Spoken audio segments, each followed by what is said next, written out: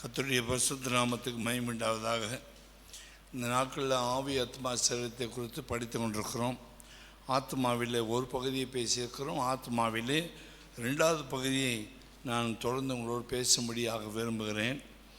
தேவன் ஒரே ஒரு வசனத்தின் அடிப்படையில் தான் நாம் இந்த சத்தியங்களை தேவன் நம்மோடு பேசி கொண்டிருக்கிறார். 1 தெசலோனிக்கர் 5ஆம் அதிகாரத்தில் 23ஆம் வசனமும் 24ஆம் வசனத்தின் அடிப்படையில் தான் நாம் இந்த வேத பாடத்தை படித்து கொண்டிருக்கிறோம். கர்த்தருடைய பரிசுத்த நாமத்துக்கு மகிமை உண்டாவதாக. இந்த 1 தெசலோனிக்கர் பவுல் எழுதி முடிக்கும் பொழுது கடைசி அதிகாரத்திலே அவர் சொல்லுகிறார், சமாதானத்தின் தேவன் தாமே உங்களை முற்றிலும் பரிசுத்தமாக்குவாராக. உங்கள் ஆவி ஆத்மா சரீரம் முழுவதும் நம்முடைய கர்த்தராகிய இயேசு கிறிஸ்து வரும்போது குற்றமற்றதாக இருக்கும்படி காக்கப்படுவதாக. உங்களை அழைக்கிறவர் உண்மை இல்லவர், அவர் அப்படியே செய்வார் என்று சொல்லப்பட்டிருக்கிறது. கர்த்தருடைய பரிசுத்த நாமத்துக்கு மகிமை உண்டாவதாக. ஆவியையும் ஆத்மாவையும் எப்படி கர்த்தர் பிரிக்கிறார், இல்லாவிட்டால் தேவனுடைய வார்த்தை எப்படி இருப்பதும் கலக்கருக்குள்ள பட்டயமாக போய் ஆவியையும் ஆத்மாவையும் ஓடுருவை எப்படி பிரிக்கிறது என்று கடந்த நாட்களில் சொல்லிக் கொடுத்தேன். ஆவியினுடைய செயல்பாடுகள் என்ன, ஆவியில் கர்த்தர் இப்படி கிரியை செய்கிறார் என்று சொல்லிக் கொடுத்தேன். ஆவியில் தேவன் இப்படி வாசம் பண்ணுகிறார் என்று சொல்லிக் கொடுத்தேன். ஆவி எப்படி தேவனோடு பிரிந்தது, ஆதாமுடைய பாவத்தினால் ஆவி தேவனோடு பிரிந்தது என்று சொல்லிக் கொடுத்தேன். திரும்பி கர்த்தராகிய இயேசு கிறிஸ்துவை விசுவாசிப்பதன் மூலமாக அந்த செயலற்றதான ஆவி திருப்பி எப்படி ஜீவனை பெற்றுக்கொள்ளுகிறது, இயேசுவை அறிகிற அறிவினாலே அந்த ஜீவன் இப்படி பரிபூர்ணப்படுகிறது என்று நான் உங்களுக்கு சொல்லிக் கொடுத்தேன். அதுக்கு பிறகுதான் ஆத்துமாவை குறித்ததான காரியங்களை நான் உங்களோடு கூட பேசினேன். கர்த்தருடைய பரிசுத்த நாமத்துக்கு மகிமை உண்டாவதாக. ஆத்மாவுடைய காரியங்கள் என்ன என்று சொல்லி நான் உங்களோடு பேசும் பொழுது, ஆத்மா தன்னை குறித்து அக்கறை உள்ளது, தன்னுடைய சொந்த காரியங்களை குறித்து அது அக்கறை உள்ளதாக இருக்கிறது. ஒரு நாளும் அது மற்றவர்களை குறித்து அக்கறைப்படாது. தான் நல்லா இருக்கணும், தான் சுகமாக இருக்கணும், தன்னுடைய உணர்வுகள், தன்னுடைய ஆசைகள், தன்னுடைய விருப்பங்கள், தனக்கு வேண்டிய ஆகாரமற்ற காரியங்கள், தனக்கு வேண்டிய காரியங்களை குறித்து தான் ஆத்மா கவலைப்படுகிறது. கர்த்தருடைய பரிசுத்த நாமத்துக்கு மகிமை உண்டாவதாக. தன்னுடைய வாஞ்சைகள், தன்னுடைய விருப்பங்கள், நல்லது கேட்டு தெரிஞ்சிருக்க டிசிஷன் இருக்கிறதெல்லாம் ஆத்மா தான் அந்த காரியத்தை செய்கிறது. ஆகினால்தான் ஆதாம் பாவம் செய்த போது அவனுடைய ஆவி செயலிட்டு போனதுனால், தேவன் கொடுத்ததான ஆவி அது தேவனுடைய ஆவியாக இருந்தது. தேவனுடைய வார்த்தைக்கு கீழ்ப்படியாமல் மனுஷன் தன் ஆத்மாவின் வாஞ்சைக்கு செயல்பட்டு அவன் தன்னுடைய வாஞ்சி விருப்பத்தை நிறைவேற்றின கீழ்ப்படியாமை காட்டினபடினாலே அவனுடைய ஆவி தேவனுடைய ஜீவனை இழந்து போனது. மனுஷனுடைய ஆவியாக மாறி ஹியூமன் ஸ்பிரிட்டாக மாறி போனது. ஆனால் அதில் தேவனோடு தொடர்பு கொள்ளக்கூடியதான அந்த ஆக்டிவிட்டி இல்லை. ஆனால் ஆவி சாகாது, தேவன் கொடுத்த ஆவி சாகாது, செயலற்று போனது. கர்த்தருடைய பரிசுத்த நாமத்துக்கு மகிமை உண்டாதாக. அதுதான் எபேசியரில் பவுல் எழுதும்போது, உன்னை மரித்தவர்களாக இருந்த உங்களை அவர் உயிர்ப்பித்த, அக்கிரமங்களினால பாவங்களினால் மரித்ததான உங்களை அவர் உயிர்ப்பித்தார் என்று எபேசியர் 2:1 வாசிக்கிறோம். அதே எபேசியர் 2ஆம் அதிகாரத்திலே அவர் திரும்பி 2ஆம் வசனத்தை சொல்லும்போது, மாம்சமும் மனசும் விரும்பினதை செய்தீர்கள். மனசு மாமிசம், மனசுக்குள்ளே தான் ஆத்மா இருக்குது. மனசும் இருதயமும் சேர்ந்து தான் ஆத்மா செயல்படுது. மனசையும் இருதயத்தையும் சேர்ந்து ஆட்கொள்ளுகிறதான் ஆத்மா. ஆவி இருக்கும் பொழுது தேவனுக்கு கீழ்ப்படிந்தது. ஆவி தேவனோடு கூட உள்ள உறவு இழந்த பிறகுதான், சாத்தானுடைய சத்தத்துக்கு செவி கொடுத்த பிறகுதான் இந்த ஆத்மாவும் சரீரமும் ஒன்றாய் சேர்ந்து கொண்டது. 119ஆம் சங்கீதத்தில் 25ஆம் வசனத்தில் ஆண்டவர் தெளிவாக எழுதுகிறார். ஆத்மா, தாவீது சொல்ற ஆத்மா மண்ணோடு ஒட்டி கொண்டிருக்கிறது. கர்த்தருடைய பரிசுத்த நாமத்துக்கு மகிமை உண்டாவதாக. நம்முடைய ஆத்மா மண்ணோடு ஒட்டி கொண்டிருக்கிறதுனால தேவன் நம்மோடு கூட கிரியை செய்ய முடியாது. மண்ணை விட்டு பிரியணும். மண் என்று சொல்வது நம்முடைய சரீரம் மண்ணினாலே உண்டாக்கப்பட்டது. 119ஆம் சங்கீதத்தில் அந்த வசனத்தை நான் உங்களுக்கு வாசிக்கிறேன். 25ஆம் வசனம். 25ஆம் வசனத்தை இப்படியாக எழுதப்பட்டிருக்கு, என் ஆத்துமா மண்ணோடு ஒட்டி கொண்டிருக்கிறது, உமது வசனத்தின்படி என்னை உயிர்ப்பியும். ஆண்டவருடைய வசனம் நம்மை தேடி வந்தபோது தான் நம்முடைய ஆவி உயிரடைந்தது. ஆத்மா மண்ணோடு ஒட்டி கொண்டிருக்கிறதுனால ஆத்மாவில் ஜீவன் இல்லை. மண்ணோடு ஒட்டி கொண்டிருக்க வரைக்கும் மனசு மாமிசத்துக்கு மாற்றம்தான் என்ன விரும்புகிறதோ, பாடி அண்ட் சோல் ஒன்றா இருக்கிற வரைக்கும் உடம்பு என்ன விரும்புதோ, ரத்தம் என்ன விரும்புதோ, மாம்சம் என்ன விரும்புதோ அதுதான் ஆத்மா வாஞ்சையோடு நிறைவேற்றினது. கர்த்தருடைய பரிசுத்த நாமத்துக்கு மகிமையுண்டாவதாக. அவ்விசுவாசிகள், தேவனை அறியாதவர்கள், அஞ்ஞானிகள், விக்கிரகக்காரர்கள், தேவனை அறிந்து கொள்ள முடியாதவர்களுக்கு அவருடைய ஆத்மா தேவனிட்டு பிரிந்து இருக்கிறதுனாலே தேவனை அவர்கள் புரிந்து கொள்ள முடியாது. ஆகினால்தான் யோவான் 3ஆம் அதிகாரம் 3ஆம் வசனத்திலே மறுபடியும் பெறாவிட்டால் தேவனுடைய ராஜ்யத்தை காண மாட்டீர்கள். 5ஆம் வசனத்தில் ஜலத்தினாலும் ஆவினாலும் பெறாவிட்டால் தேவனுடைய ராஜ்யத்துக்குள் பிரவேசிக்க மாட்டீர்கள், மெய்யாகவே உங்களுக்கு சொல்லுகிறேன். 3ஆம் அதிகாரம் 4ஆம் வசனத்தில் அந்த நிக்கோதேமு கர்த்தராகிய இயேசு கிறிஸ்து பாட்டு சொல்லுகிறான், மனிதன் முதிர் வயதான போது தன்னுடைய தாயின் வயிற்றில் திரும்ப போய் பிறக்க முடியுமா என்று மாம்சத்துக்கு அடுத்த ஒரு கேள்வி கேட்கிறான். மாம்சத்தின்படி பிறப்பது மாம்சம் இருக்கும், ஆவியின்படி பிறப்பது ஆவியா இருக்கும் என்று 3:6 இயேசு யோவான் 3:6 தெளிவுபடுத்துகிறார். இது ஒரு ஆவிக்குரிய பிறப்பு. ஆவி கர்த்தரை விட்டு பிரிந்து இருக்கிறது, ஆத்மா மண்ணோடு ஒட்டி கொண்டிருக்கிறது. இப்போ மறுபிறப்பு அடையும் போது நம்முடைய ஆவி அங்கே ஜனிப்பிக்கப்படுகிறது. கர்த்தருடைய பரிசுத்த நாமத்துக்கு மகிமை உண்டாதாக. 1 கொரிந்தியரில் வாசிக்கும் போது 1 கொரிந்தியர் 6ஆம் அதிகாரம் 17ஆம் வசனத்தில் வாசிக்கும் போது கர்த்தரோடு இசைந்திருக்கிறவன் ஒரே ஆவியாக இருக்கிறான் என்று வேதம் சொல்லுது. 1 கொரிந்தியர் 6ஆம் அதிகாரம் 10ஆம் வசனம் 17ஆம் வசனம் 17ஆம் வசனத்தை சொல்லும்போது, வேசியோடு இசைந்திருக்கிறவன் அவர்களுடனே ஒரே சரீரமாக இருக்கிறான் என்று அறியீர்களா? இருவரும் ஒரே மாம்சமாக இருப்பார்கள் என்று சொல்லியிருக்கிறதே. அப்படியே 17ஆம் வசனம், அப்படியே கர்த்தரோடு இருக்கிறவனும் அவருடனே ஒரே ஆவியாக இருக்கிறான். கர்த்தரோடு நம்முடைய ஆத்மா சேரும்போது தான் தேவனோடு ஒரே ஆவியாக மாறுகிறோம். தேவன் என்ன செய்கிறார்? அவருடைய ஆவியை எடுத்து நம்முடைய ஆவியோடு இணைக்கிறார். 2ஆம் அதிகாரத்தில் வாசிக்கும் போது 1 கொரிந்தியர் 2ஆம் அதிகாரம் அங்கே வாசிக்கும் போது 16ஆம் வசனத்தில் அங்கே வாசிக்கிறோம், கர்த்தருக்கு போதிக்கத்தக்கதாக அவருடைய சிந்தையை அறிந்தவன் யார்? எங்களுக்கோ கிறிஸ்துவின் சிந்தை உண்டாக இருக்கிறது. 15ஆம் வசனத்தில் ஆவிக்குரியவன் எல்லாவற்றையும் ஆராய்ந்து நிதானிக்கிறான், ஆனாலும் அவன் மற்ற ஒருவனாலும் ஆராய்ந்து நிதானிக்கப்படான். எங்களுக்கோ கிறிஸ்துவின் சிந்தை உண்டாக இருக்கிறது. அப்போ கிறிஸ்துவின் சிந்தை எங்கே வந்து சேருதுன்னா, நம்முடைய ஆவியோடு தேவனுடைய ஆவியை கொண்டு இணைத்து கிறிஸ்துவின் சிந்தையை நமக்கு கற்றுக் கொடுக்கிறார்.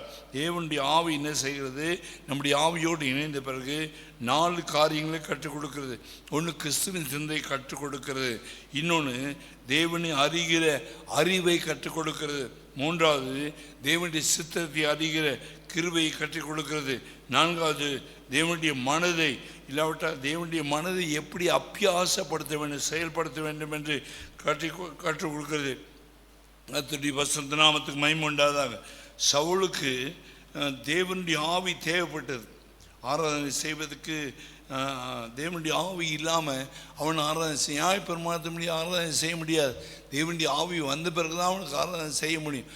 சவுல் கொல்ல போனான், சீசேலை கொல்ல போகும்போது அவன் மாம்சமும் அவனுடைய மனசு விரும்பினதை அவன் ஆத்மாவில் சீசேலை கொல்லும்படிக்கு நியாயப்பிரமாணத்தின் அறிவு அவனுக்கு இருந்தனால அவன் கொல்லும்படி போகும்போது அவனுடைய ஆவி கர்த்தரை விட்டு தூரமாக பிரிஞ்சதுனால அவன் கேடான சிந்தை உடையனாய் போகும்பொழுது இடையில குறுக்க கர்த்தர் உன்னை மடக்கி மொழியில் உதைக்கிறது உனக்கு கடினமாமே என்று சொல்லி நீ துன்பப்படுத்த கிறிஸ்து நானே என்று சொல்லும்போது அந்த அறிவாகிய ஒளி, கிறிஸ்துவின் முகத்தில் மகிமையான அறிவான ஒளி அந்த சவுலுக்குள்ள உள்ள பிரவேசித்த போது இருண்ட மனசாட்சி மாறி இருண்ட உள்ள மாறி அவனுடைய ஆவி ஒளி அடைய ஆரம்பிச்சது.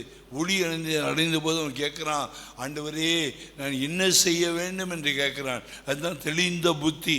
ஒரு கலங்கின சாக்கடை போல புத்தி மாறி தெளிந்த புத்தி வருது. அநேக கிறிஸ்தவர்கள் இன்னும் தெளிந்த புத்தி இல்லாமல் இருக்கிறாங்க. சவுலை போல தான் அவர்கள் சாக்கடையான எண்ணங்களை வச்சுக்கிட்டு இயேசுவை அறிந்து கொள்ள முடியாது. இந்த கலங்கின தண்ணி, இந்த சாக்கடை தண்ணினா கிளியர் ஆகி தெளிந்த புத்தி, தெளிந்த மனசு, தெளிந்த இருதயம் வந்தாதான் ஆவி தேவனை அறிந்து விட்டது, உற்சாகத்தை பெற்றுக்கொண்டது, ஆத்துமா பலன் அடைகிறது. கர்த்தருடைய பரிசுத்த நாமத்துக்கு மகிமை உண்டாவதாக. ஆகையினால் தேவன் எப்படிப்பட்டவர்? நம்முடைய ஆவியில் தான் அவர் தம்மை வெளிப்படுத்துகிறார். யோவான் 4:24 சமாரிய ஸ்திரீயுடைய கர்த்தர் பேசும்போது தேவனை எங்கும் தொழுது கொள்ளுகிற காலம் வருகிறது, ஆவியோடு உண்மையோடு தொழுது கொள்ள வேண்டும் என்று யோவானில் வாசிக்கிறோம். யோவானில் வாசிக்கும் போது 4:24 அங்கே சொல்லுகிறார், தேவன் ஆவியாக இருக்கிறார். நாம் வாரதைக்கு தேவன் ஒரு விக்கிரகம் அல்ல, பொம்மை அல்ல, கல்லும் இல்லை, மண்ணும் இல்லை. அவர் ஆவியாக இருக்கிறார். தேவன் ஆவியாக இருக்கிறார். அவரை தொழுது கொள்ளுகிற ஆவியோடும் உண்மையோடும் அவரை தொழுது கொள்ள வேண்டும் என்றார். அந்த ஸ்திரீ அவரை நோக்கி, கிறிஸ்து என்னப்படுகிற மேசியா வருகிறார் என்று அறிவேன், அவர் வரும்போது எல்லாவற்றையும் நமக்கு அறிவிப்பார். அதற்கு இயேசு, உன்னுடனே பேசுகிற நானே அவர் என்று சொன்னார். கர்த்தருடைய பரிசுத்த நாமத்துக்கு மகிமை உண்டாவதாக. அப்பதான் சமாரிய ஸ்திரீயுடைய ஆவி உயிர் அடைகிறது. இவர் தான் மேசியா. கிணத்து மேலே உட்காந்து பேசணும். இது ஏதோ ரோட்டில் போயிட்டு வரவன் இல்லை, ஒரு சாதாரண ஒரு மனுஷன் இல்லை. நான் சரியில்லாத ஸ்திரீ தான், நான் என்னுடைய வாழ்க்கை சரியில்லை, ஆனால் எல்லாவற்றையும் ஒப்படைச்சாரு, ஓப்பனாக சொன்னார். அவருடைய புத்தி தெளிவாச்சு, சாக்கடை புத்தி அவளை விட்டு வெளியே போச்சு, அவருடைய எண்ணங்கள் கிளியர் ஆச்சு, தெளிந்த சிந்தனை உண்டானார், ஆத்மா உயிரடைந்தது. அவள் பேசினார், மேசியா வருவார் என்று கேள்விப்படுறோமே, அவர் இன்னும் பார்க்கலையே, அப்போ நான் உன்னோடு பேசுகிறேன், நான் தான் அந்த மேசி. அப்படியா என்று சொல்லி இயேசுவை ஒரு கண்டுபிடிச்ச மோசமான வேசித்தனத்தில் இருக்க பெண் தெளிந்த புத்தி அடைந்து அதுக்கு மேலே அவர் பாவம் செய்யவில்லை. தன் ஊருக்குள்ளே போய் வந்து பாருங்கள், இயேசு வந்து பாருங்கள், இயேசு வந்து பாருங்கள், அந்த ஊரையே கூட்டிகிட்டு வந்தார். இன்றைக்கி நம்முடைய நாட்களில் அந்த தெளிவு யாருக்கு இல்லாதனால்தான் இயேசு வந்து பாருங்கள் கூட்டி வர முடியாமல் அநேகருடைய இருள் அடைஞ்சிருக்குது, ஆத்துமா இருள் அடைஞ்சிருக்குது, மனது இருள் அடைஞ்சிருக்குது. இயேசு உண்மையாக அறிவாங்களன்னா ஊரையே கூட்டிகிட்டு சபை கொண்டு வந்துடுவாங்க. கர்த்தருடைய பரிசுத்த நாமத்துக்கு மகிமையுண்டாவதாக. சமாரிய ஸ்திரீயை விட நம்ம மிகவும் மோசமான நேரத்தில் இருக்கிறோம். இதுக்கு என்ன அடையாளம்னு சொன்னால், நீங்கள் பெரிய பொறுப்படிப்பை அநேக ஜாதிகளை உலகம் முழுதும் பொறுப்பட்டு போய் அநேக ஜாதிகளை சீஷராங்கள், நான் உங்களுக்கு கற்பித்த எல்லாவற்றையும் அவர்கள் கை கொள்ளும்படி உபதேசம் பண்ணி பிதாகுமாரன் பரிசுத்தாவின் நாமத்தினாலே அவர்களுக்கு ஞானஸ்நானம் கொடுங்கள் என்று இயேசுவின் கடைசி கட்டளையை சபை நிறைவேற்ற மறந்து விட்டது. காரணம், சபையில் வந்து ரட்சிக்கப்பட்டு ஞானஸ்நானத்தை அபிஷேகம் பெற்றவர்களுக்கு தெளிந்த புத்தி இல்லை, சாக்கடை புத்தி போகலை, கலங்கின புத்தி போகலை. இயேசு யாருடைய தெளிவறையில் மேசியா யாருடைய தெளிவடையாதனால்தான் ஆத்மாவில் தேவனை அறிவிக்கக்கூடிய கிருபை இல்லாமல் நாம் இந்த குரம்பட்ட பகுதியிலே கஷ்டப்படுறோம். பல இடங்களில் விசுவாசிகளும் கஷ்டப்படுறாங்க. கேட்டுக்கொண்டிருக்க அருமையான தேவனுடைய பிள்ளைகளே, ஆத்துமா ஆதாயம் நீ செய்ய முடியாமல் இருப்பாயானால் நீ இன்னும் இயேசுவை அறியலை, இன்னும் மேசியாவை நீ காணலை, இன்னும் உன்னுடைய பாவம் மொத்தமாக கழுவப்படலை, உனக்கு தெளிந்த புத்தி வரல, நீ கலங்கின புத்தியோடு இருக்கிறாய். இப்படிப்பட்டவனை கர்த்தருடைய வரையிலே அந்த ஆத்துமாவை கொண்டு போய் சேர்க்க முடியாது. கர்த்தருடைய பரிசுத்த நாமத்துக்கு மகிமை உண்டாவதாக. தேவன் ஆவியாக இருக்கிறார். அவர் எப்படி ஆராதிக்க வேண்டும் என்று சொல்லி 24 யோவான் 4:24 வாசிக்கும் போது ஆவியாக இருக்கிறார். அவர் தொழுது கொள்ளுகிறவர்கள் ஆவியோடும் உண்மையோடும் தொழுது கொள்ள வேண்டும். சரீரத்தை தொழுது கொள்ளுகிற தோப்புக்கரணம் போடுறதோ ரோட்டில் உருள்றதோ இது இல்லை ஆராதனை. ஆவியில தான் தேவன் வாசம் பண்ணுகிறார். ஆவியோடும் உண்மையோடும். ஆவி என்று சொல்வது நம்முடைய தேவன் நம்முடைய ஆவியில் நம்முடைய ஆவியை இணைச்சு கொள்வது, தேவனுடைய ஆவியை பெற்றுக்கொண்டவர்கள். உண்மை என்று சொல்லி இருதயத்தில் உண்மை, ஆத்மாவோடு ஆவியோடு ஆத்மாவோடு தேவனை ஆராதிக்க வேண்டும். ஆடு வெட்டுறதோ மாடு வெட்டுறதோ கோழி வெட்டுறதோ ரோட்டில் உருள்றதோ ஆராதனை கிடையாது. கர்த்தருடைய பரிசுத்த நாமத்துக்கு மகிமை உண்டாவதாக. அந்த பலியை இயேசு நமக்காக சிலுவையில் செலுத்தி விட்டார். இந்த சமாரியத்தை மோசமான ஒரு பெண், அப்படி வாழ்க்கை மோசமான வாழ்க்கை, ஆனால் ஆவியோடு ஆராதிக்கிறதுக்கு தன்னை ஒப்பு கொடுத்தாள். அந்த மனம் திரும்புதல் சபையில் உண்டாகணும். முதல்ல சபையில் மனம் திரும்புதல் உண்டாகணும். முதல்ல விசுவாசிகளுக்குள்ள மனம் திரும்புதல் உண்டாகணும். முதல்ல ஊழியக்காரர்களுக்குள்ள மனம் திரும்புதல் உண்டாகணும். அப்புறம் அடுத்தவரை மற்றவர்களை போய் குணப்படுத்த வேண்டும். கர்த்தர் நம்மை ஆசீர்வதிப்பாராக. இந்த தருணத்திலே அவன் நானே என்று அவர் சொன்னார். 26ஆம் வசனத்திலே உன்னுடன் பேசுகிற நானே அவர் என்று சொன்னார். அப்பொழுது 28ஆம் வசனத்திலே அப்பொழுது அந்த ஸ்திரீ என்ன செய்தால், தன் குடத்தை வைத்துவிட்டு ஊருக்குள்ளே ஓடினார். ஊருக்குள்ளே ஓடி ஜனங்கள் நோக்கி, நான் செய்த எல்லாவற்றையும் ஒரு மனுஷன் எனக்கு சொன்னார். ஒரு மனுஷன் எனக்கு சொன்னார். கிணத்து மேலே உட்கார்ந்து என் கூட பேசினார். அந்த மனுஷன் என்ன சொன்ன தெரியுமா? அவரை வந்து பாருங்கள், அவர் கிறிஸ்து தானா என்றார். அவர் கிறிஸ்து தான் என்றார். அப்பொழுது அவர் ஊரிலிருந்து புறப்பட்டு, மோசமான பொம்பளை போய் கூப்பிட்டதுக்கே அவ்வளோ பேர் வந்தாங்க. நாம் போய் கூப்பிட்டால் நிறைய பேர் வருவார்கள். கர்த்தருடைய பரிசுத்த நாமத்துக்கு மகிமையுண்டாதாக. நான் போய் கூப்பிட்டு யாரும் சபைக்கு வரலன்னா, சமாரிய ஸ்திரியை விட அவளுக்கு 6 புருஷன் வச்சிருந்தா, நான் போய் கூப்பிட்டு ஒருத்தர் சபைக்கு வரலன்னா நான் 12 புருஷனில் வச்சிருக்கேன்னு அர்த்தம். நம்ம அவளை விட மோசமாக இருக்கிறோன்னு அர்த்தம். கர்த்தர் நம்மை தொடுவாராக, நம்முடைய இருதயம் வெளிச்சம் அடைவதாக. கர்த்தருடைய பரிசுத்த நாமத்துக்கு மகிமையுண்டாதாக.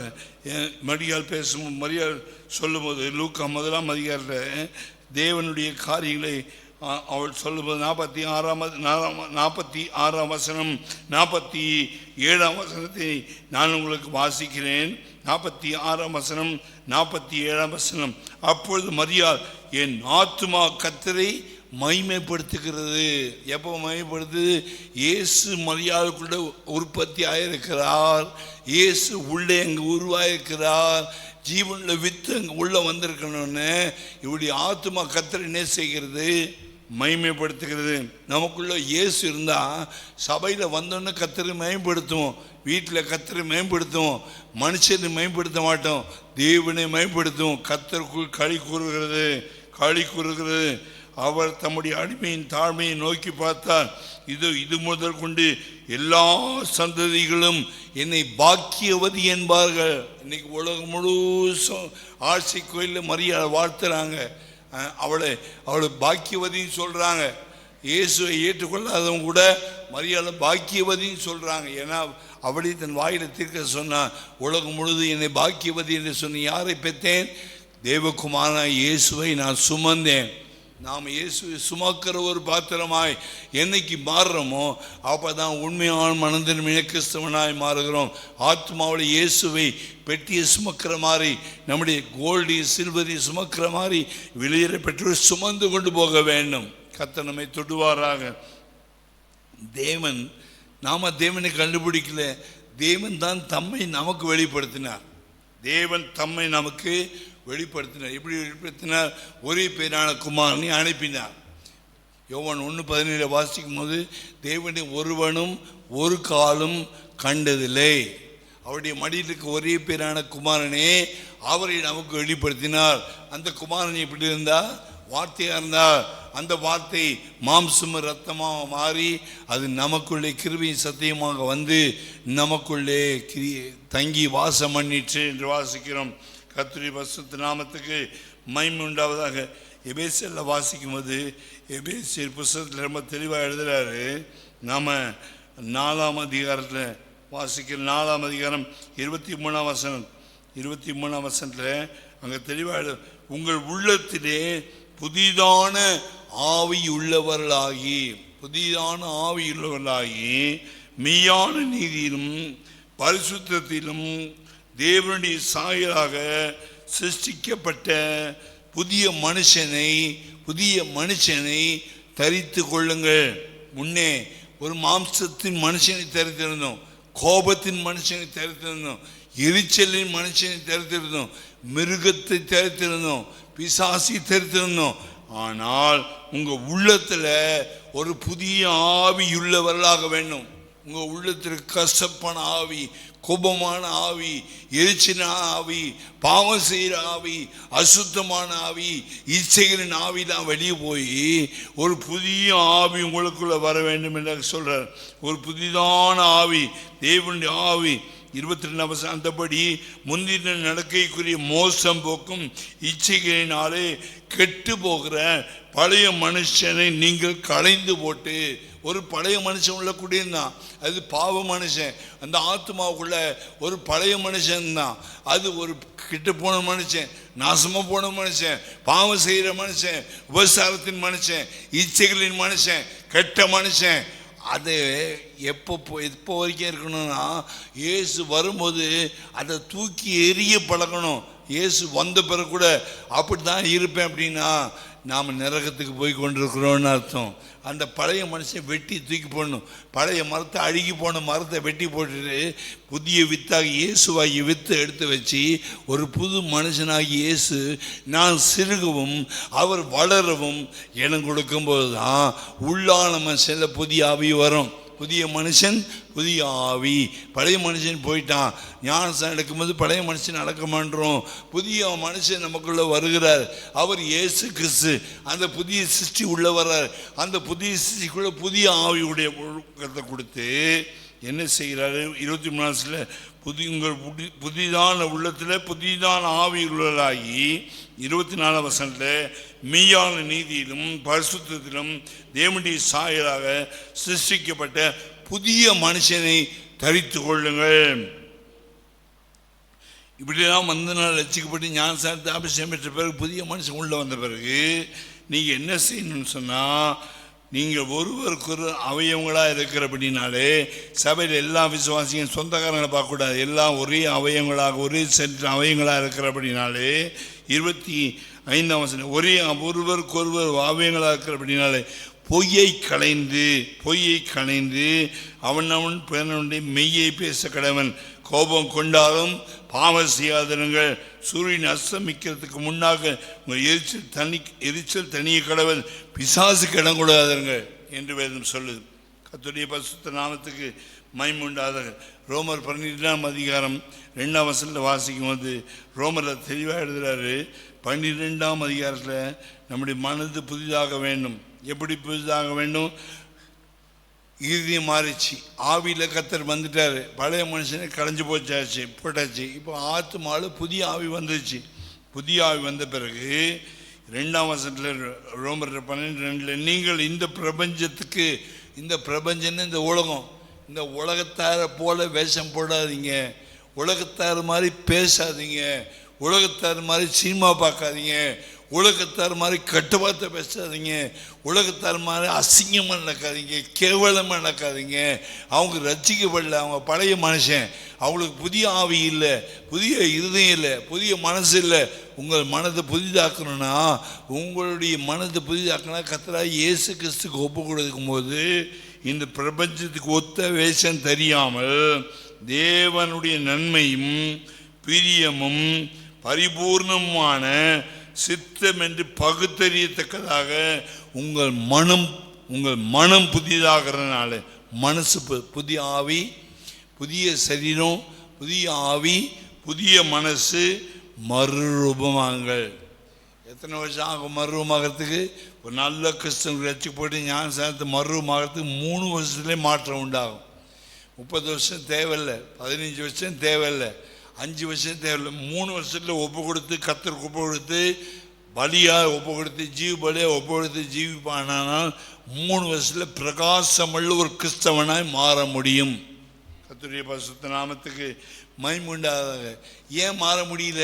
ஏன் அநேகரால் மாற முடியலன்னா, தங்கள் இருதயத்தை கர்த்தருக்காகவும் பரிசுத்தத்துக்காகவும் தெய்வ அன்புக்காகவும் தெய்வ சித்தம் செய்வதற்காகவும் விட்டு கொடுக்கல.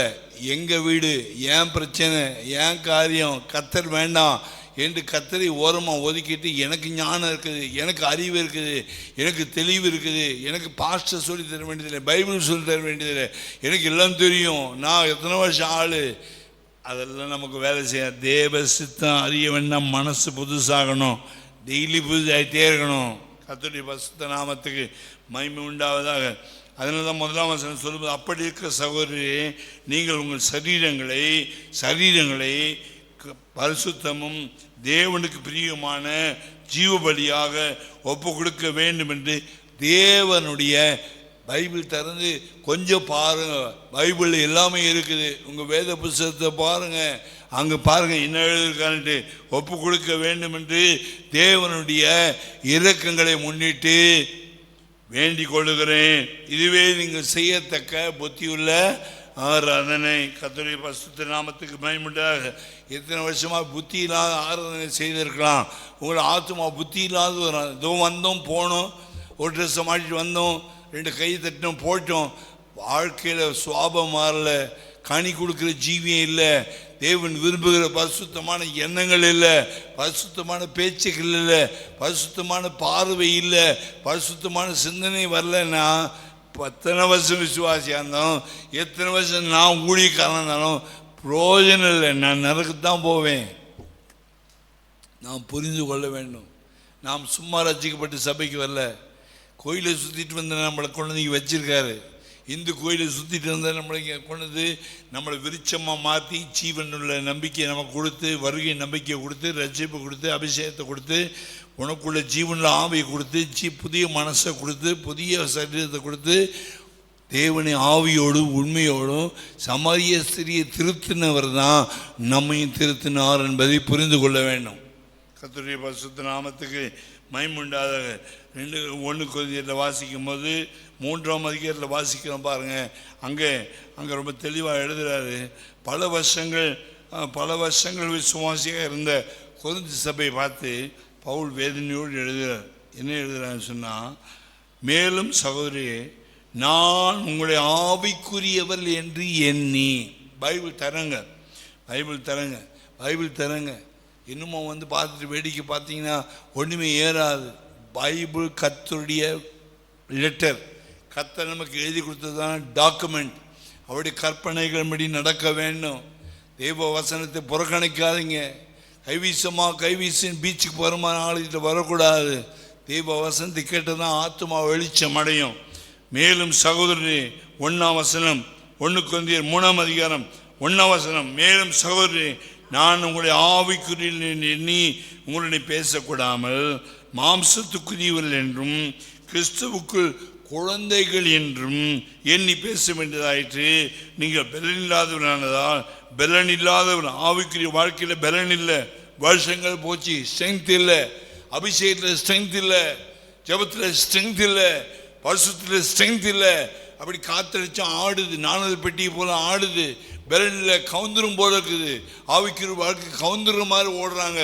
சில முழங்கால ஜெபிக்க முடியல, சில கையை தட்டி பாட முடியல, சில கையை உயர்த்த முடியல. அவங்கள ஆவி மகிழ முடியல. மரியாளுடைய ஆவி மகிழ முடியல, உற்சாகம் அடைய முடியல.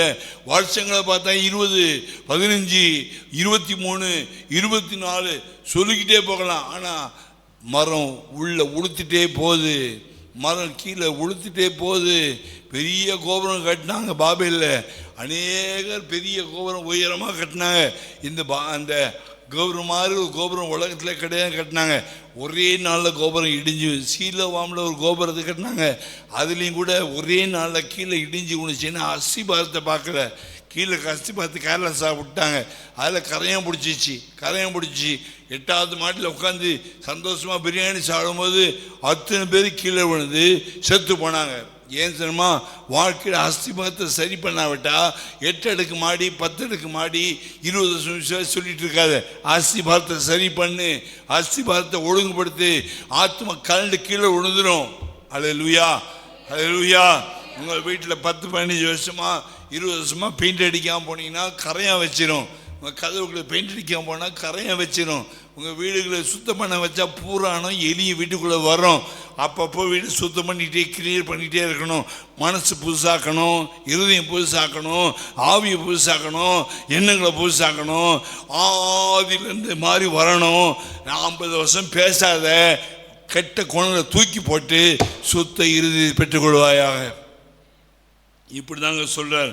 நீங்கள் பலனில்லாதவர்களானபடியால் உங்களுக்கு போஜனம் கொடுக்க முடியல, நல்ல ஆவிக்குரிய ஆகாரம் சபையில் கொடுக்க முடியலன்னு பவுல் சொல்கிறார். கொரிந்தி சபையை பார்த்து சொல்கிறாரு, நல்ல ஸ்ட்ராங்கான ஆகாரம் கொடுக்குறான்னு பார்த்தா உங்களுக்கு பலன் இல்லை. உங்களுக்கு என்ன கொடுத்தேன்? நான் பாலை கொடுக்குறேன். ஐயோ, கறி மீன் மாதிரி ஸ்ட்ராங்கான வசனம் பேசலான்னு வரேன். ஆனால் இங்கே ஜனங்களை பார்த்தா, கொரிந்தி சபையை பார்த்தா எல்லா வரங்களும் இருக்குது. ஒவ்வொருத்தன் 50 வருஷம் விசுவாசி சொல்கிறான், 40 வருஷம் விசுவாசி சொல்கிறான், 5 வருஷம் விசுவாசி சொல்கிறான். ஆனால் பார்த்தா குழந்த மாதிரி இருக்கிறான். சண்டை போடுறான், அடிச்சிக்கிறான், தீட்டிக்கிறான். ஒருத்தரை பார்த்தா பிடிக்கல, ஒருத்தரை பார்த்தா பிடிக்குது. பாஸ்டர் மேலே கோவப்படுறான், இன்னொரு விசுவாசி மேலே கோவப்படுறான். எல்லாமே இருக்குது. என்னடா சபை அப்படின்னு பேசாரு. உங்களுக்கு ஆகாரம் கொடுக்க முடியாது, உங்களுக்கு பிரசங்கம் பண்ண முடியாது, ஸ்ட்ராங்காக பேச முடியாது. உங்களுக்கு பாலை கொடுத்தேன்னு எழுதுறார் 2ஆம் வசனத்தில். நீங்கள் பலன் இல்லாதவர்கள், பலப்பட்டவங்களுக்கு தான் கறி மீன் கொடுக்க முடியும். பிறந்து 1 மாதம் குழந்தைக்கு வாயில் கறியை ஊட்ட முடியாது, செத்துடும். அதுக்கு குடலில் பலன் கிடையாது. பிறந்து புதுசாக பிறந்த குழந்தைக்கு பால் தான் கொடுக்க முடியும். அதில் சூப்போ கறியோ மீனோ அந்த குழந்தைக்கு 15 நாள் பிறந்து 15 நாளில் ஊட்டிட்டிங்கன்னா செத்துடும். நீங்கள் வேணால் டெஸ்ட் பண்ணி பாருங்கள், செத்துடும். குழந்தை உயிரோடு இருக்காது. அப்போ அந்த குழந்தைக்கு என்ன கொடுக்கணும்? பால் தான் கொடுக்கணும். அப்போ எப்போ கொடுக்க முடியும்? 6 மாதம் கழித்து அதில் செர்லாக் கலந்து அதை வேக வச்சு அதை கரெக்டாக ஊட்டணும்.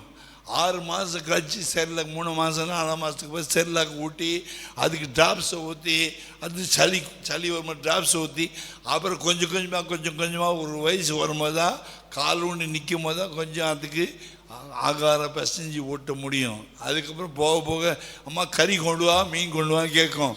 அது வளர்கிற குழந்தை இருந்தால் கேட்கும். அது ஊனமுற்ற குழந்தையா இருந்தால் கடைசிக்கு பால் தான் குடிக்கும். நம்முடைய சபையில் கூட பால் குடிக்கிறதுக்கு ரெடியாக இருக்காங்க, ஆனால் கறி மீன் சாப்பிட்ற மாதிரி பிரசங்கம் கேட்கறதுக்கு ரெடியாக இல்லை. அப்படின்னா நீங்கள் 25 வருஷம் வளர்ந்தாலும் நீங்கள் அநேகர் குழந்தைகளை தான் இருக்கிறீங்க. நீங்கள் ஆவிக்குரிய வளர்ச்சி அடையலை. கர்த்தருடைய பரிசுத்த நாமத்துக்கு மகிமை உண்டாவதாக. பலன் இல்லாதவர்களாய் உங்களுக்கு போஜனம் பலன் இல்லாதவர்களால் உங்களுக்கு போஜனம் கொடாமல் பாலை கொடுத்தேன். இன்னமும் நீங்கள் மாம்சத்துக்குரியவனுக்கு பலன் இருக்காது. ஆவிக்குரியவனுக்கு தான் வசனம் உள்ளே போவோம். ஆவியில் பலப்பட்டவனுக்கு தான் வசனம் உள்ளே போவோம். புதிதான ஆவி உள்ளவனாக இருந்தால், புதிய மனுஷனாக இருந்தால், புதிய சிருஷ்டியாக இருந்தால், ஆத்மாவில் பலம் இருந்தால் பலமுள்ள ஆகாரத்தை கொடுக்கலாம். அதை அவன் ஜீர்ணிச்சுக்குவான். பரலோகத்தை பற்றி பேசினா ஜீர்ணிச்சுக்குவான், வருகையை பற்றி பேசினா ஜீர்ணிச்சுக்குவான், எடுத்துக்கொள்ளப்படுதலை பேசினா ஜீர்ணிச்சுக்குவான், அந்தி கிறிஸ்துவை பற்றி பேசினா ஜீர்ணிச்சுக்குவான், கைவிடப்படுகிறவர்களை பற்றி பேசினா ஜீர்ணிச்சுக்குவான். இது பாதை குடிக்கிறவங்க இதெல்லாம் ஜீர்ணிக்க முடியாது. இது கடினமான உபதேசங்களை ஜீர்ணிக்க முடியாது. எத்தனை வருஷம் கடினமான உபதேசம் பேச முடியாமல் இருக்கும்? 25 வருஷம் பாலை கொடுத்தது எப்போ கடினமான உபதேசம் கற்றுக்கொள்வது? ஆகிய என்னை சத்தத்தை கேட்குற யூடியூப்ல இருக்க என் நண்பர்களே, அருமையான தேவனுடைய ஊழியர்களே, அருமையான விசுவாசிகளே, நீங்கள் பாலை கொடுக்குறவங்கள வளராதீங்க. நல்ல கரிமீன் சாப்பிட்ற, பரலோக ரகசியங்களை பெற்றுக்கொள்ளுகிற, தரிசனங்களை கொள்ளுகிற, வரங்களை பெற்றுக்கொள்ளுகிற, கனி கொடுக்கிற சபைகளை தான் கர்த்தர் நீ தேடி வரப்போ. பாலை குடிக்கிற சபைக்கு இயேசு வரப்போவது கிடையாது. கர்த்தருடைய பரிசுத்த நாமத்துக்கு மகிமை உண்டாவதாக. உள்ளான மனுஷன் பலப்பட்டவனும், உள்ளான மனுஷனை பலப்பட்டு பிசாசின் தந்திரங்களை எதிர்க்கிற இருதயம் உள்ளவனை தான் கர்த்தர் நான் ஜெயம் கொண்டது போல ஜெயம் கொள்ளுகிறவன் எவனும் அவன் என்னோட சிங்காரத்தில் உட்காரபடிக்கு அருள் செய்வேன் என்று சொன்னான். அப்போ அவங்க ஆத்மா எப்படி ஆகணும்னா, கடினமான ஆகாரம் சாப்பிட்டு நீங்கள் ஆத்மா பலத்தையுமே பலனடையுமானா இயேசு கிறிஸ்து உள்ள வளருவார். அவர் வளருவார். அந்த புதிய சிருஷ்டியான இயேசு வளர்ந்து நிதிமான வளர்ச்சி வரும்போது ரகசிய வரையில் கடினமான ஆகாரம் சாப்பிடுகிறவன் எடுத்து கொள்ளப்படுவான். சைக்கிள் ஓட்ட பழகிறான், அதுக்கப்புறம் கொஞ்ச நாள் கழிச்சு நடக்க பழகிறான், ஓட பழகிறான், சைக்கிள் ஓட்ட பழகிறான், சைக்கிள் ஓட்ட பழகின பிறகு டூ வீலர் ஓட்ட பழகிறான், டூ வீலர் ஓட்ட பழகின பிறகு கார் ஓட்ட பழகிறான், கார் ஓட்ட பழகின பிறகு பஸ் பெரிய வேன் ஓட்டுறான், லாரி ஓட்டுறான், பைலட் ட்ரைனிங்க்கு போகிறான், அங்கே போய் ஃப்ளைட் ஓட்ட பழகிறான். அந்த ஃப்ளைட்டில் பக்கம் அசிஸ்டன்ட் பைலட்டாந்து கொஞ்ச நாள் பக்கத்தை எப்படிலாம் மாற்றுறாங்க, எப்படி ஏறுதுன்னு பார்க்குறான். அதுக்கப்புறம் ஒரு வருஷம் கழிச்சு கீழேருந்து மேலே பறக்கிறானே, அதுதான் வளர்ச்சி. சைக்கிள்லேருந்து ஃப்ளைட்டை தூக்குறது வளர்ச்சி. இத்தனை வருஷத்தில் நம்ம ஃப்ளைட்டை எடுக்குமான்னு பார்த்தா புத்துன்னு படுத்துக்கோம். ஆமேன். ஏன்னா சைக்கிள் ஓட்டிக்கிட்டே பழகிட்டோம். ஆமேன். தேவனுடைய பிள்ளைகள் பலன் அடையவில்லை. இயேசு வந்தால் ஃப்ளைட் எடுக்குமா அது தெரியாது. சர்ச்சுக்கு 25 வருஷமாக வரும். பறக்குமா அது தெரியாது. பறக்கணும்னா 10 மணி ஜெபிச்ச 5 மணி ஜெபிச்சவங்க 10 மணி ஜெபிக்கணும், 5 மணி பைபிள் வாசித்தவங்க 10 மணி பைபிள் வாசிக்கணும். ஆண்டவரை கெதின்னு உட்காரணும். உன் ஃப்ளைட் எடுக்கலைன்னா என்ன கேளு, கர்த்தரை கேளு. கர்த்தரோடு நடந்தான். ஏனோக்கு கர்த்தரோடு நடந்தான். 65 வயசு மனைவி பிள்ளைகளோடு நடந்தான். அதுக்கு தாத்தா டெய்லி ரோட்டில் வந்து நடக்க ஆரம்பித்தார். என்ன தாத்தா வாக்கிங் போகிறாரு, வாக்கிங் போகிற, இல்லை தாத்தா என்ன தாத்தா வாக்கிங் போயிட்டு வரீங்க, நான் இயேசுவோடு நடந்து போயிட்டு வரேன். டெய்லி போகிறாரு. ஒரு நாள் 300 வருஷமாக அப்படி தான் டெய்லி போயிட்டு இருந்தார். அந்த 300 வருஷம் கழித்து ஒரு நாள் தாத்தா வெளியே போயிட்டு வரும்போது, தாத்தா வரலையே, போனது வரலையே. அவன் 365 வயசு ஆகும்போது ஒரு குறிப்பிட்ட நாளில் அவன் காணவில்லை. போலீஸ் ஸ்டேஷனில் போய் தேடுறாங்க, ஜட்ஜிட்ட போய் பார்க்குறாங்க, வக்கீலை போய் பார்க்குறாங்க, ஊரெல்லாம் பார்க்குறாங்க. தாத்தா போனார், தாத்தா வரல, தாத்தா போனார், தாத்தா திரும்பி விட்டு எங்கேயா காற்றுல செத்துட்டாரா, கடலில் செத்துட்டாரா, மழையிலேருந்து விழுந்துட்டாரா, தேடி பாருங்க. உலகமெல்லாம் தேடுறாங்க, எனக்கு கண்டுபிடிக்க முடியல. பரிசுத்த ஆவியானவர் மோசே மூலமாக சீனா மலையில் 1500 வருஷம் கழிச்சு எழுதுறாரு. அந்த தாத்தா காணலை, போலீஸ் கண்டுபிடிக்கல, எவனா கண்டுபிடிக்கல, பரிசுத்த ஆவியான கண்டுபிடிச்சார். கர்த்தர் அவனை எடுத்து கொண்டார். தேவனோடு நடக்கப்படணும்னா தான். உலகத்தோடு நடக்கிற வரைக்கும் பலன் அடைய முடியாது. உன் ஆத்துமா பலப்படணும்னா தேவனோடு நடக்க வேண்டும். கர்த்தர் உங்களை ஆசீர்வதிப்பாராக. அங்கே சொல்கிறார் பாருங்க, குழந்தைகள் கர்த்தருடைய கிறிஸ்துவை போல மாறினவங்களுக்கு தான் பரலோகம்.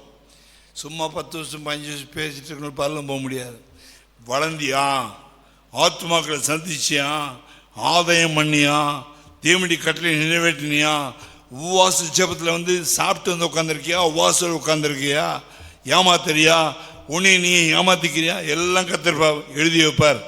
தாத்தாவை பற்றி எத்தனையோ வருஷம் கழிச்சு, 1000 வருஷம் கழிச்சு தாத்தா பைபிள் எழுதுவாரனா, உன்னை குறித்து என்னை குறித்து செத்த பிறகு கூட தாத்தாவை மாறினாலும் தாத்தா நம்மளை பற்றி எழுதுவார். ஏமாற்ற முடியாது, கர்த்தரை ஏமாற்ற முடியாது. உபவாசமான உபவாசமோ, அதில் இட்லி சாப்பிட்டு வந்து உட்காந்து உபவாசத்துக்கு வந்தேன், போனேன், கணக்கட்டதை உபவாசம் எடுத்தேன், இருதயத்தை ஊற்றுனேன், சரீரத்தை ஒடுக்கினேன், நாத்துமாவை ஒப்பு கொடுத்துன்னு சொன்னதான் உண்மையான உபவாசம். அப்படிப்பட்ட உபவாசத்துக்கு கர்த்தர் பதில் கொடுப்பார். உன் எலும்புகள் இன்னும் பொழுதாக்குவேன்னு சொன்னார் ஆண்டவர். கர்த்தருடைய பரிசுத்த நாமத்துக்கு மகிமை உண்டாவதாக. இந்த குழந்தைகளாக இருக்கிறவங்க உபவாசத்தில் சாப்பிட்டு வருவாங்க, இடையில பிஸ்கட் சாப்பிடுவாங்க. நான் உபவாசத்துக்கு வந்தேன்ல, வந்துட்டேன்ல, வந்துட்டோம்ல, ஏய் சாப்பிட்டு வந்திருக்கிய, அது என்ன உபவாசம்? அப்போ நீ குழந்தை தான், நீ வளர்ச்சி அடையாத குழந்தை, பச்சை குழந்தை. டீ குடிக்காமல் சாப்பிடாமல் வந்தீங்கன்னா தான் வளர்ந்த விசுவாசி. 25 வருஷம் வளர்ந்த விசுவாசி டீ காப்பி தண்ணி கூட குடிக்க மாட்டாங்க. கர்த்தருடைய பரிசுத்த நாமத்துக்கு மகிமை. என்னையும் முறைக்கிறதுக்கு ஒன்றுமே கிடையாது. பைபிளில் முறைச்சி பாருங்க, அங்கே இருக்குது. குழந்தைகளாக இருக்கிறீங்களே, 1 Corinthians 3 சொல்கிறார், குழந்தைகளாக இருக்கிறீங்களே, ஆவிக்குருவிலாக இல்லையே. வளர்ந்தவங்க நினச்சி பிரசங்கம் பண்ண பார்த்தா குழந்தைங்களாக இருக்கிறீங்களே. ஆத்மாவில் வளர்ச்சி இல்லாதபடிய காரியம் ஊனமிட்ட விசுவாசிகளாக இருப்பாங்க. நினச்சா கோயிலுக்கு வருவாங்க, நினச்சா வராது. ஏன்னா அது ஊனமிட்ட குழந்தை. அப்பப்போ தடுமாறி பொத்துன்னு விழுந்துடும். வரேன்னு சொல்லும், வராது.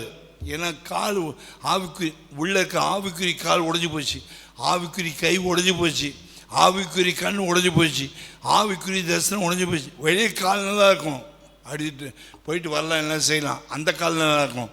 உள்ள கால் உடஞ்சி போச்சுன்னா கோயிலில் வந்து கத்தோலிக்க சமயத்தில் முட்டி போட முடியாது, ஜெபிக்க முடியாது. பட்டுறதுக்கெல்லாம் சோறு திங்கிறது கை நல்லாயிருக்கும், ஊருக்கு போகிறதுக்கு கால் நல்லாயிருக்கும். 4 பேரும் பல்ல கழிச்சு திட்டுறதுக்கு பல்ல நல்லாயிருக்கும், ஆனால் சோத்திரம் போடுறதுக்கு பல்லு வராது. கை உயர்த்தி ஜெபிக்கிறதுக்கு கை வராது. காலை மடிக்கு ஜெபிக்கிறதுக்கு கால் வராது. பச்சை மாமிசமாக இருப்பாங்க. அவங்க ஆவிக்குரியங்கள்ல, ஆவிக்குரியங்க தேவனுடைய சமூகத்தில் தங்களை ஒப்பு கொடுப்பாங்க.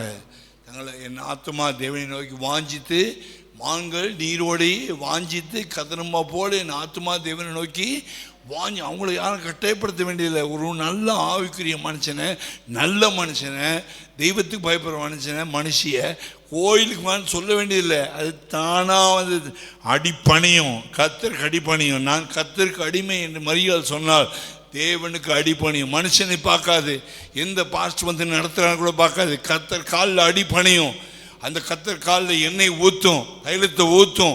ஆண்டவர் காலில் 4 மணி தைலத்தை ஊற்றி தலைமையில் தொடச்சி ஓயாமல் முத்தம் செய்ய நல்ல விசுவாசி.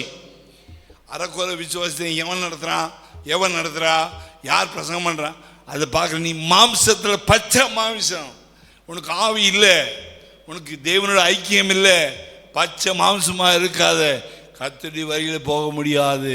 ஹல்லேலூயா, ஹல்லேலூயா. ஆவிக்குரியா இருங்க, மாம்சத்துக்குரியா இருக்காதீங்க. ஆமென், ஹல்லேலூயா. இப்போ ஆத்மா ஆவிக்கு கீழே வரலன்னு அர்த்தம். யார் வந்திருக்கா, யார் பிரசங்கம் பண்ணான்னு வேடிக்கை பார்த்தீங்கன்னா, உன் ஆத்மா ஆவிக்கு கீழே, ஆவியுடைய கண்ட்ரோலில் வரல. ஆனால் ஆளுக்கு செய்யும் ஆவியானவரை பாடுவோம். ஆனால் மாம்சா வந்து நிற்கிறவர் யார், பிரசவம் பண்ணுறவர் யார், பாட்டு பாடுறது யாருன்ட்டு மாம்ச கண்ணு தான் இருப்போமே தவிர ஆவியின் கண்ணுக்கு நீங்கள் வரலன்னு அர்த்தம். ஹல்லேலூயா. வருஷங்களை பேசாதீங்க, நம்ம ஆவிக்கில் இருந்தால் மட்டும்தான் பேசணும். ஆமென், ஹல்லேலூயா. இப்போ ஆவி என்ன செய்ய, ஆவிக்கு கீழே எது வரணும், ஆத்மா வரணும். அந்த ஆத்மா கீழே என்ன வரணும், சரீரம் வரணும். அவங்க தான் ஆவிக்குரியவர்கள். அப்போ ரட்சிக்கப்பட்ட கிறிஸ்தவனுடைய காதல் என்னன்னு சொன்னால், அவன் ஒருவேளை அவனுக்கு சின்ன மிஸ்டேக்ஸோ, ஒரு கோபமோ, எரிச்சலோ, ஒருவேளை கர்த்தரை விட்டு பின்வாங்கக்கூடிய சூழ்நிலை வந்தாலும், உண்மையான ரட்சிக்கப்பட்டவங்க கர்த்தர் இப்போ காலில் வந்து விழுந்து மன்னிப்பு கேட்டு மனசாப்பட்டு ஒரு ஆண்டவர் காலில் அடி பண்ணுது தன் வாழ்க்கையை மாற்றிக்கொள்வாங்க, திருந்துவாங்க, அப்பப்போ வளர்ந்துருவாங்க, சாரின்னு சொல்லுவாங்க. ஆணவமாக இருக்க மாட்டாங்க. Sorry brother, sorry sister, sorry pastor, வராது போன தப்பு தான், ஜபத்துக்கு வராது போன தப்பு தான்ட்டு இறங்குவாங்க. தாழ்மை இருக்கும். ஆவியில் எளிமையுள்ளவர்கள் பாக்கியவான்கள். மத்திய 5 சாமி சொன்னார், ஆவியில் ஆணவம் இருக்கக்கூடாது, ஆவியில் எளிமை இருக்கணும், சிம்பிளாக இருக்கணும். ப்ளீஸ் மன்னிச்சுங்க, ஐம் சாரி. ஆணவம் பிடிச்சவன் நான் தான் சொல்ல மாட்டேன். ஆணவத்தில் ஆடினா உனக்கு பச்சை மாமிசம். ஆணவத்தில் ஆடுறவங்க மனம் திரும்ப மாட்டாங்க. ஆனால் ஆவியான கீழே ஒழுங்காக தன்னை ஒப்பு கொடுக்குறவங்க தப்பு வந்தால் கூட கர்த்தர் காலில் விழுந்து அப்படியே தாழ்த்துவாங்க. தாழ்மை இல்லவனுக்கு தேவன் கிருபை அளிக்கிறார். ஹல்லேலூயா, ஹல்லேலூயா. பின்மாற்றத்துக்குள்ளே போயிட்டாங்க, திரும்பி வர்றது ரொம்ப கஷ்டம். ஒரு சிலர் பின்மாற்றத்துக்குள்ளே போயிட்டாங்க, திரும்பி கொண்டு வரவே முடியாது. பின்மாற்றத்துக்குள்ளே போனால் போயிட்டே இருப்பாங்க. கள்ளத்தேசத்துக்குள்ளே போயிட்டாங்கன்னா போயிட்டே இருப்பாங்க. வஞ்சிக்கப்பட்டாங்க, வஞ்சிக்கப்பட்டே இருப்பாங்க. அவங்க வஞ்சிக்கு போகிறது அவங்களுக்கு தெரியாது. பிசாசு தூரமாக கொண்டு போய் எங்களை யாரும் கேள்வி கேட்காத பாஸ்டர் இருக்கிறாரா, அவர் தான் நல்ல பாஸ்டர். தன்னுடைய தப்பை உணர மாட்டாங்க. அவனுடைய ஆத்மா அங்கே வஞ்சிக்கப்பட்டு போகுது என்பதை நீங்கள் கண்டுபிடிக்கணும். கர்த்தருடைய தொடுவாராக. இப்போது ஒரு ஆத்மா ஆவிக்கு கீழே கண்ட்ரோலில் வந்துச்சுன்னா அவன் ஆவிக்குரிய கிறிஸ்தவனாக மாறுகிறான். என் ஆத்மா ஒரு ஆவிக்கு கீழே கண்ட்ரோல் வந்துச்சுன்னா ஆவிக்குரியவன். என்னுடைய ஆத்மா என் மாம்சத்துக்கு கீழே கண்ட்ரோலில் வந்துச்சுன்னா நான் மாம்சத்துக்குரிய கிறிஸ்தவன். நான் மாம்சத்துக்குரிய கிறிஸ்தவனாக இருந்தால் சீக்கிரம் கோச்சிக்குவேன், சீக்கிரம் கோவப்படுவேன். நான் அவங்களுக்கு சோத்திரம் பண்ண மாட்டேன், அவங்களோட நான் பேச மாட்டேன், அவங்களுக்கு மூஞ்ச காட்ட மாட்டேன், இப்படி திருப்பிட்டு தான் போவேன். ஏன்னா மாம்சத்துக்கு கீழே என் ஆவி வந்துச்சு.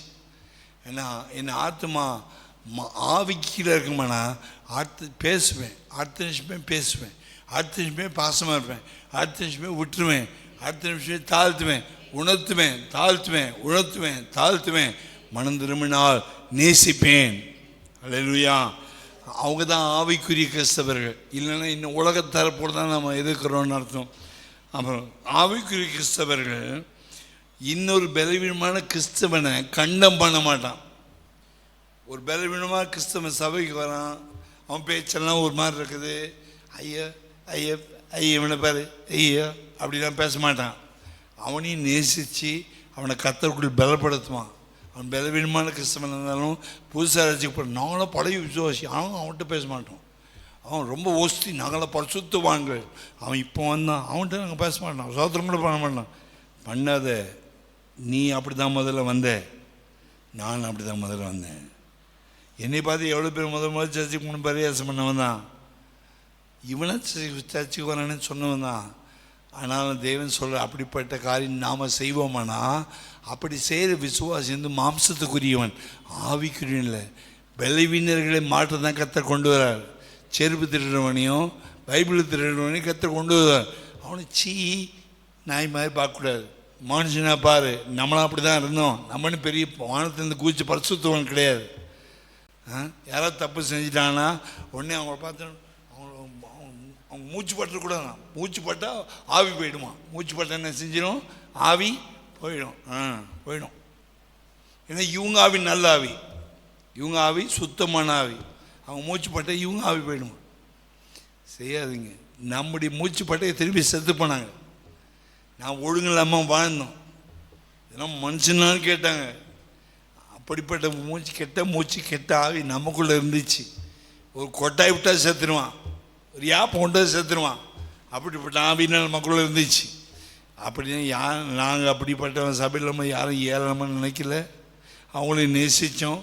அப்படிப்பட்டவங்களுக்கு ஜெபம் பண்ணோம், அமுதா சிஸ்டருக்காக ஜெபம் பண்ணோம். கேவலமாக நினைக்க மாட்டோம். ஏன்னா ஆவிக்குரியவன் கேவலம் நினைக்க மாட்டான். மாம்சத்துக்குரியவன், உலகத்துக்குரியவன் இன்னொருத்தனை பார்த்தா சி இவனா இவனான்னு பார்க்குறானா, உனக்குள்ள சரியான ஆவியானவர் இல்லை. அந்த பயங்கரமான சமரியா ஸ்திரீ அங்கே 6 புருஷன் வாழ்ந்தவளை கூட இயேசு சி இவனா அப்படி இயேசு பார்க்கல. அவர் தான் கிறிஸ்து, அவர் தான் எனக்குள்ளே இருக்கிறார். நான் உண்மை கிறிஸ்து எனக்குள்ள இருந்தால் கிறிஸ்தவன். அவள் சமானிய ஸ்திரீ அப்படி ஏளனம் பார்க்காம இருப்பாரானா, எனக்குள்ள கிறிஸ்துவம் அப்படி பார்க்க மாட்டா. ஹல்லேலூயா. இது வரைக்கும் ஒருவேளை நீங்கள் அப்படி யாராவது இருந்திருப்பீங்கன்னா, அப்படி ஆக்கும் இப்படி ஆக்கும் அத்தனை வருஷம் கிறிஸ்தவன் ஆக்குன்னு சொல்லி உன்னை ஏமாற்றிக்கிட்டீங்கன்னா நீ இன்னும் உண்மையான கிறிஸ்தவன் இல்லை. இனிமேல் மாற்றிக்கோ. ஆமென். பலவீனர்களை தாங்குவதான கிறிஸ்தவனுடைய வேலை. நாம் இன்னும் கர்த்தருடைய கிருபையினால் நான் விடாமல் நிற்கிறோன்னா, அவன் விழுந்துட்டான் அப்படின்றதுனால நான் ஒஸ்தி இல்லை. நான் விடாமல் நிற்கிறேன்னா அதுக்கு பேர் கிருபை. இன்னொருத்த விழுந்துட்டாங்கன்றதுனால அவங்களை ஏளனமாக பார்க்கறதில்ல, விழுந்துட்டதுனால அவங்க கீழ்த்தரமான ஆழம் இல்லை. நான் விடாமல் இருக்கிறதுனால நான் ஒசுத்தியும் இல்லை. நான் விழாமல் இருக்கிறேன்னா, விழாமல் இருந்திருக்கிறேன்னா அது ஏன் சாமர்த்தியம் இல்லை, ஏன் அறிவு இல்லை, என்னுடைய பலன் இல்லை, என்னுடைய தாளந்து கிடையாது. தேவன் கிருபையாய் நான் விழாதபடிக்கு எத்தனையோ சந்தர்ப்பத்தில் என்னை கர்த்தர் பாதுகாத்திருக்கார். நீங்கள் ஒத்துக்கிட்டா தான் கிறிஸ்தவங்க. இல்லை நான் விழலை, அவங்க விழுந்துட்டாங்க, இது பேர் அவங்க விழுந்துட்டாங்க பார்த்துக்கிட்டே இருந்தீங்கன்னா நீ ஒரு நாள் விழ போகிறேன்னு அர்த்தம். இதெல்லாம் கர்த்தர் நமக்குள்ளே மாற்றுவாராக. 1 Corinthians 5ஆம் அதிகாரத்தில் பரிசுத்த பவுல் ஒரு குறிப்பிட்ட மனிதனை குறித்து பேசுகிறார்.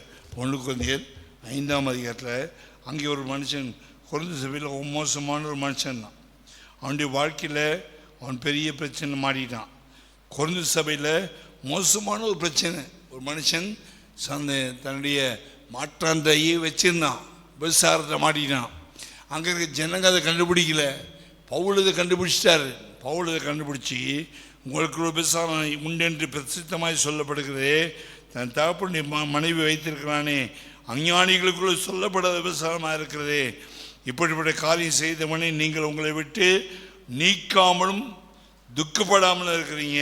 நான் சரீரத்தில் உங்களுக்கு தூரமாக இருந்தும் ஆவியில் உங்களோடு இருக்கிறவனா இப்படி செய்தவனே, நான் கூட இருக்கிறது போல நீங்களும் என்னுடைய ஆவியும் நம்முடைய கர்த்தராகிய இயேசு கிறிஸ்துவின் அதிகாரத்தோடு கூடி வந்திருக்கையில், அப்படிப்பட்டவனுடைய ஆவி ரட்சிக்கப்பட்டவன் தான், ஆவி பிரகாசிக்கப்பட்டவன் தான், கர்த்தருடைய பிள்ளை தான். ஆனால் ஒரு பெரிய பிரச்சனையில் மாட்டி சாத்தானுடைய தந்திரத்தில் வஞ்சிக்கப்பட்டு அவனுடைய வீட்டில் ஒரு தவறான காரியம் நடந்து போச்சு. அது எழுதுறார், பவுல் எழுதுறார். சொல்லிட்டு இவனுடைய ஆவி, ரட்சிக்கப்பட்டவனுடைய ஆவி, அவனுடைய ஆவி மீட்கப்படணும். இயேசு வரும்போது அவனுடைய ஆவி மட்டும் மேலே போயிடும், அவனுடைய ஆத்மா மீட்கப்பட முடியாது. ஆத்மா பாவம் செஞ்சதுனால சாகணும். அந்த ஆத்மா மணந்துரும்னா சும்மா மணந்துருப்பாது. நீ தப்பு செஞ்சிடான்னு சொன்னால், யார் சொன்னா உனக்கு, நீ பார்த்தியா, அப்படி திருப்பிடுவான். தப்பு செஞ்ச ஒத்துக்க மாட்டான் என்றைக்குமே. அதனால் பவுல் அவன் போய் கேட்க முடியாது, சபையாரும் கேட்கல. அதனால் பவுல் என்ன செய்கிறா பாருங்க, அவன் ஆவி மீட்கப்படணும், ரட்சிக்கப்படணும், அவன் ஆத்மா ரட்சிக்கப்படணும். என்ன செய்யணும்னா அவன் யார் கையில் கொடுக்குறான்னா, மாம்சத்தின் அழிவுக்காக, மாம்சத்தின் அழிவுக்காக நம்முடைய கர்த்தராகிய இயேசு கிறிஸ்துவின் 5ஆம் வசனம், மாம்சத்தின் அழிவுக்காக நம்முடைய கர்த்தராகிய இயேசு கிறிஸ்துவின் நாமத்தினாலே அவனை சாத்தானுக்கு ஒப்பு கொடுக்கிறேன். என்ன பண்ணுவான் சாத்தானுக்கு ஒப்பு கொடுத்தா? உடம்பை போட்டு வாதிப்பான். யோபுடைய உடம்பு என்ன பண்ணா? சாத்தான் கையில் கர்த்தர் ஒப்பு கொடுத்த போது யோபுடைய உடம்பு என்ன பண்ணா? பருக்களை நினைச்சு வாதிச்சானா ஏஞ்சி நடக்க முடியாமல் ஆயிடுச்சா? வயிறெல்லாம் புண்ணா போச்சா? நாய் நக்கிற அளவுக்கு ஆகி போச்சா?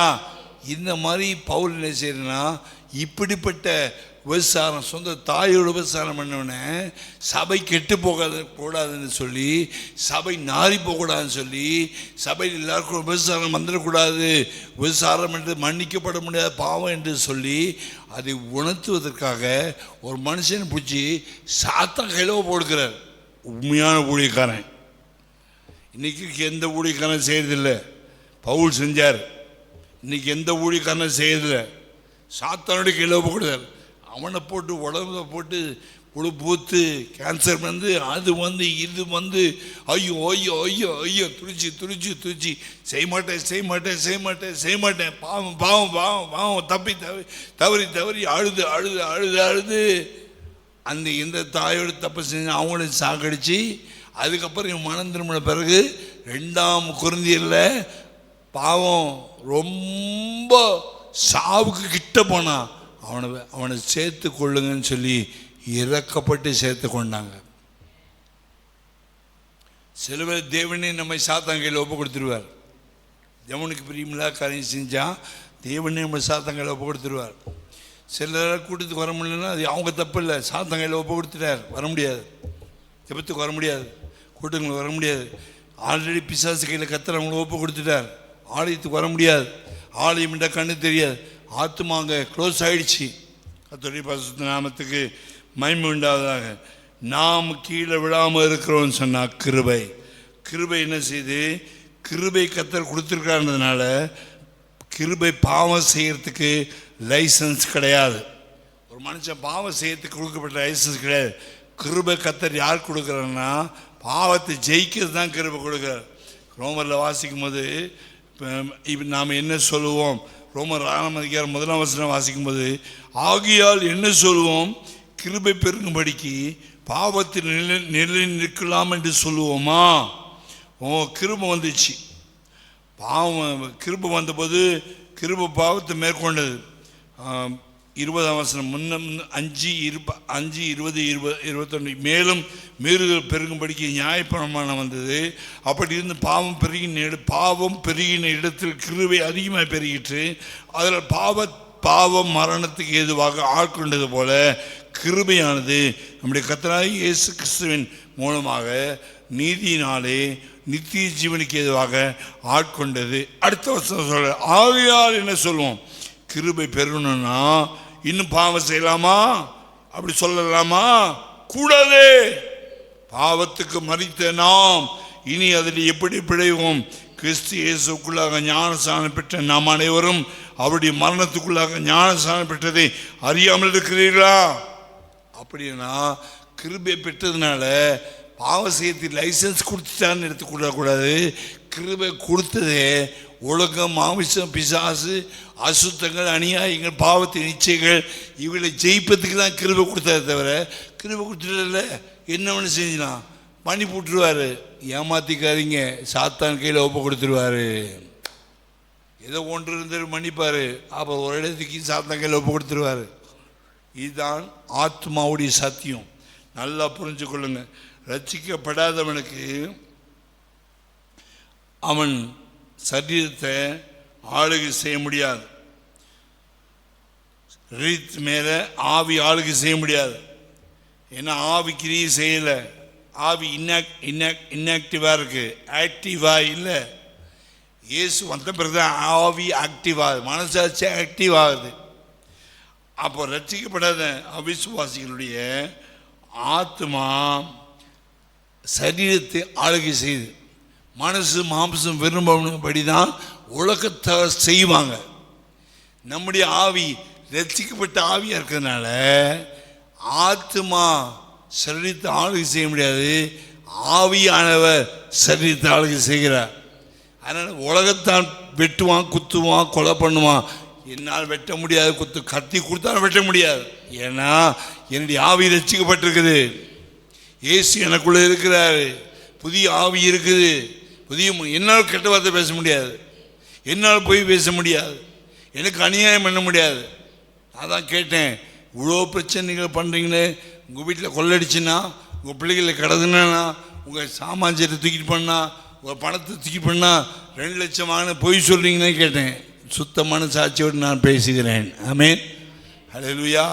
நல்ல ஆவிக்குரியவன் மனசாட்சியோடு கிளியராக பேசுவான். மாம்சத்துக்குரிய 2 லட்சம் வாங்கினா பொய் சொல்லிட்டு போயிட்டே இருப்பான். அவன் பிசாசினால் பிடிக்கப்பட்டவன். சாத்தானுக்கு கர்த்தர் ஒப்பு கொடுத்துருக்கிறார். ஆமென், ஒன்றும் பண்ண முடியாது. பவுல் சொல்ல அவனை சாத்தானுக்கு ஒப்பு கொடுத்தேன், நான் கொடுத்துட்டேன். ஆமென். வாசிங்க. ரட்சிக்கப்படாதவனுக்கு சரீரத்தை ஆளுகை செய்ய முடியாது. அதனால் உடம்பு அடக்கிறதுக்கு என்ன செய்யறான்? யோகாவுக்கு போகிறானா உடம்பு அடக்கணும், தியானம் போடுறான், சூரிய நமஸ்காரம் பண்ணுறான், எக்ஸசைஸ் பண்ணுறான், என்னென்னோ பண்ணுறான். உடம்பு பாவம் செய்யாதபடிக்கு அடக்கிறதுக்கு யோகாவில் போய்ட்டு சூரிய நமஸ்காரம் பண்ணுறேன், உருள்றேன், பெறல ஜிம்னாஸ்டிக் பண்ணுறேன், இப்படி பண்ணுறேன், அப்படி பண்ணுறேன், இப்படி பண்ணுறேன், இப்படி பண்ணுறேன், மூச்சு இழுத்து விட்றேன், பாவம் போயிட்டேன். போகாது. ஆவி புதுசாக இயேசு கிறிஸ்து உள்ள வந்து ஆவியானவன் ஆளுகை செஞ்ச பிறகு தான் ஆத்மா கண்ட்ரோல் வரும். அதுக்கப்புறம் தான் சரீரம் கண்ட்ரோல். யோகா பண்ணாலும், பல்ட்டி அடித்தாலும், தோப்புக்கரணம் போட்டாலும் சரீரம் கண்ட்ரோல் ஆகாது. அது பாவம் செய்து தான் இருக்கும். ஹல்லேலூயா, ஹல்லேலூயா. இவைகளை செய்கிறவங்களுக்கு விழுந்து போன தூதர்களுடைய ஆவி யோகாவில் உள்ளே வந்து பிடிச்ச ஒரு மனுஷனை பார்த்தேன். 9 நாள் ஜெபம் பண்ணேன். எம்ஜிஆரில் இருக்கும்போது பயங்கரமான 9 சக்கரங்கள் ஓப்பன் பண்ணிட்டாங்க. அப்படியே 10 மணி நேரம் சீரியல் பிடிச்சிட்டு இருப்பான், தண்ணி அடிச்சுட்டு வருவான். கண்ட்ரோல் இருக்காது. யோகா பண்ணவனுக்கு 9 சக்கரம் முடித்தவனுக்கு கண்ட்ரோல் இல்லை. பிரகாசமாக மூஞ்சி நல்லா வெளிச்சமாக இருக்கும், பிரகாசமாக நட்சத்திரம் மாதிரி இருக்கும். அந்த பவர் பாயிண்ட்லாம் இது பண்ணிட்டான். கேட்ட யோகா அப்படி 9 பாயிண்ட் முடித்த உடனே காலி பிசாசு உள்ள உட்காந்துருக்கு. அவனை நடுவில் வச்சு 10 விசுவாசிகள் வாலி பையனில் வச்சு இரவு பகலில் 11 நாள் தண்ணி குடிக்காமல் எச்ச பண்ணுங்க ஜெபம் பண்ணி கடைசியில் அந்த காலி பிசாசு வெளியே போன பிறகு, யோகா பிசாசு வெளியே போன பிறகு, ஆவியானவனுடைய மைண்டை ஆளுகை செய்த பிறகு நல்ல மனுஷனை மாதிரி ஞானசம் எடுத்து ஒரிசாவில் போய் ஊழியம் செஞ்சு மறிச்சார். யோகா பிசாசு பிடிக்க வைக்கும். யோகா நல்லதுன்னு காலேஜில் சொல்லுவாங்க, ஸ்கூலில் சொல்லுவாங்க. யோகா பண்ண பேய் பிடிக்கும். அதனால் ஆத்மாவையும் சரீரத்தையும் யோகா வச்சு கண்ட்ரோல் பண்ண முடியாது. பரிசுத்த ஆவியானவர் தான் கண்ட்ரோல் பண்ண முடியும். அன்பின் பரலோக பிதாவே, ஆவியானவரால் புதுப்பிக்கப்பட்ட நல்ல சிந்தை எங்களுக்கு கொடுக்கும்படியாக ஜெபிக்கிறோம். எங்களுடைய ஆவியில் புதிய ஆவியும் புதிய ஜீவனை கொடுத்து அதை வச்சு தான் எங்கள் ஆத்மாவை உயிர்ப்பிக்கிறீர். இந்த ஆத்மாவை வைத்து கர்த்தரை தேட வைக்கிறீர். கர்த்தரோடு கூட நடக்கிறவன் கர்த்தரோடு எடுத்துக்கொள்வன். ஏனோக்கு கர்த்தரோடு நடந்தான், காணப்படாமல் போனான். கர்த்தரோடு நடக்கிறது தான் ஆத்மாவை கொடுத்துருக்கீங்க. சும்மா விளையாட்டுக்கான ரட்சிக்கப்படல. ஒரு சமாரிய ஸ்திரீயுடைய ஆத்மாவை கர்த்தர் தொட்டிங்க. பயங்கரமான சவுளுடைய ஆத்மாவை கர்த்தர் தொட்டிங்க. ஆண்டவரே என்ன செய்ய வேண்டும் என்று வந்தாங்க. உலகமெங்கிலும் போய் ஆத்மாக்களை ஆதாயப்படுத்தினான். பேதுரு உலகமெங்கிலும் போய் ஆத்மாக்களை ஆதாயப்படுத்தினான். மோசமான சமாதி ஸ்திரீ 6 புருஷனை வச்சிருந்தவனை கூட மனசு திறந்தவனை ஓடி தன் ஊருங்களுக்கு போய் இயேசுவை பார்த்தேன், வந்து பாருங்கள் என்று சொன்னால் எங்களுடைய மனசு திறக்கப்பட வேண்டும், ஆத்துமாக்கள் திறக்க வேண்டும், லீதியால் விழுத்த திறந்தவர்களை திறக்க வேண்டும் என்று ஜெபிக்கிறோம். இயேசுவின் நாமத்தில் வேண்டிக் கொள்கிறோம் பிதாவே, ஆமென்.